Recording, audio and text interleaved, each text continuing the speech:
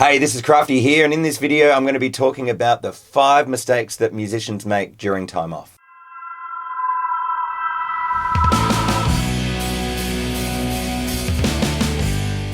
Okay, so before I get into this list, I must assume that you're a musician watching this and that you've currently got some form of time off. Perhaps you're just really bored. For me, I'm currently filming this during a lockdown period in South Australia.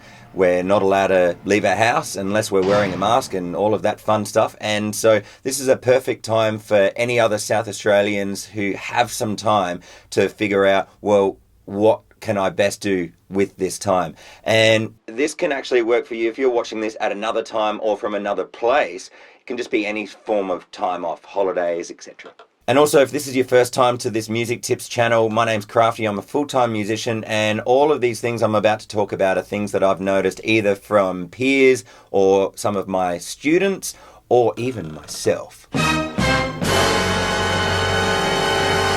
Okay, so let's get into this list. Now, no matter whether you're a musician or not, if you've got time off, the worst thing, the most general thing that happens is you just don't use your time effectively. So most of the items on this list are going to be on that subject. And the first one is losing momentum. Because you've got time off, you've got all of this time up your sleeve, whereas in a normal week, you'd be used to spending time in a certain way, whereas now it's just all up in the air where you can just do whatever you want. And so it's really easy to lose momentum as a result. Whatever, I do what I want. And that brings us to number 2 on this list, which is you don't have a plan. So not having a plan will make it really easy to be able to just waste time in general because you'll fall prey potentially to shiny object syndrome. Ooh, a piece of candy. Ooh, a piece of candy. Ooh, a piece of candy. And that'll, of course, mean that number 1 will exist where you've lost your momentum. Now, some tips to be able to have some sort of a plan that's going to be helpful is to do the obvious thing, which is figure out what are your goals. If you know exactly how much time that you have, for instance, South Australia is currently in a 6-day lockdown, well then figure out, okay, how much time do I actually have and what's realistic? What do I actually want to achieve? Trying to be really far-reaching with your goals is kind of counterproductive. It's because if your goals are too far away, it's really easy to just get too overwhelmed with, I'm not going to be able to reach that goal, and then you just fall flat. So have some form of goal that is realistic, and then figure out what are the steps to be able to achieve that goal. Now, a quick little extra tip for effective planning is keeping some elements of your time off similar to your structured, usual, normal time. And what I'm getting at is I've noticed as a music teacher is that if I've got students that have either holidays or lockdown or whatever, then they're just going to treat their days like as if it's a weekend. Now, a weekend isn't a normal structured day. So what I would suggest is just wake up at a same time. It doesn't have to be as early as you normally would, like for school or whatever, but wake up at the same time and have a shower and get dressed. Do things that aren't very weekendy so that you feel like, as a human being that exists in the world, someone that's actually, I feel like doing something. Being in your pajamas all day doesn't really make me feel like doing stuff. And one last thing about planning. Planning isn't always about work.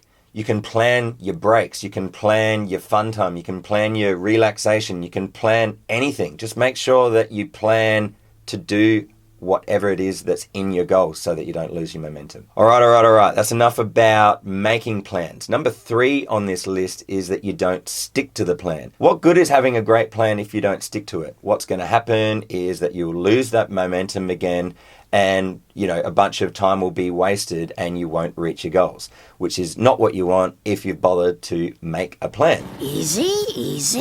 Stick with the plan. So how to stick to it, like one easy way is that you could just, in your time off where you don't have as much time structure as what you usually would, is just give yourself 1 time per day to be able to do the thing that you want to do to be able to achieve the goal. And another way to be able to make sure that you stick to your plan is that you make yourself accountable. Now that can just be with either friends or family, just regularly asking how you're going. You could set reminders. You could also just make up a little chart, stick it on your fridge or in your room somewhere, and then just tick off Or what I like to do is put a little smiley face every time that I do the thing that I want to do to be able to achieve my goal. And it's really easy to make up a little chart. You just chuck in the 7 days per week and have a little box where you can just tick. Now, if that seems like something that you would rather not have to whip up yourself, well, because I'm a nice guy, I've whipped up a nice little chart that you can just print off yourself and chuck it up on your fridge. So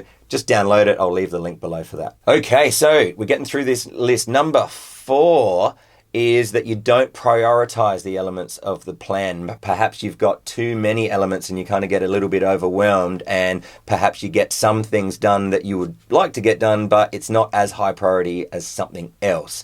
So prioritize your plan, go through all of the bits that you want to achieve and figure out what is the most important to you, and then get that done first. All right, lucky last on this list, number 5, is that you focus on the negative. Now, that's probably a little bit more relevant to the people in my state, South Australia, that are currently going through lockdown. But if you're just having a time off, then it's really easy to start to filter in a lot of negativity about what your situation is. Perhaps it's like, oh, I have to do too much stuff in order to achieve my goal.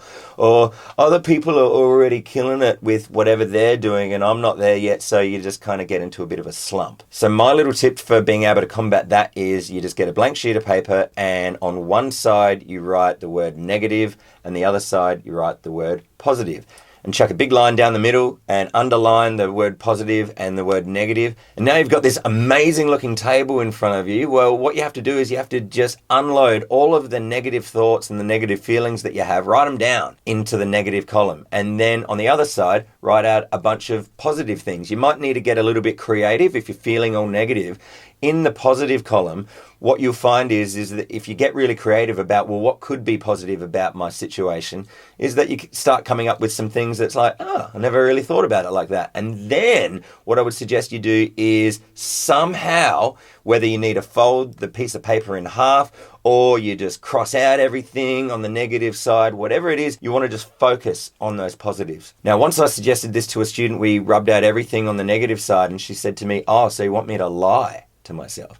And I was like, no, don't lie. What you're doing is you're just focusing on the positives. Obviously, you know that the negative's there if you're in a bit of a slump. You feel those negatives, but you just want to focus on those positives. There's the truth and the truth.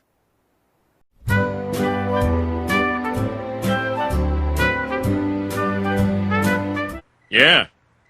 Think about it. So, get out your pen, brainstorm a bunch of stuff, and focus on those positives for your own situation. Every time we say goodbye, I die a little. Okay, so there you have it. That was the 5 mistakes that musicians make during time off. Would you agree with that list? Is there something that I've forgotten? What was your number 1 mistake that you make? Let me know in the comments below. Now, Crafty Music Tips is a channel on YouTube. Duh, you're watching it on YouTube now, aren't you? Like, whatever. It also is a profile on Instagram, TikTok, and Facebook. So if you would like some free regular music tips on either of those platforms, well then go and follow me on there. And if that's not enough for you, what I also have is a free gift for you. It's called Actually, How Good Are You? It's an ebook that's going to take you through all the steps of figuring out where you're at right now on your musical journey and where is it that you want to end up. Now, look, we all have to go through some form of self-evaluation at times, and I feel like it's really hard if you don't know what the steps are to take. So I give you all these steps to take in this ebook. I really hope it's helpful. I slaved over it, in fact, so download it. The link is below. Go check it out. I really hope it helps. My name is Crafty, and I'll see you in another music tips video really soon. Take care.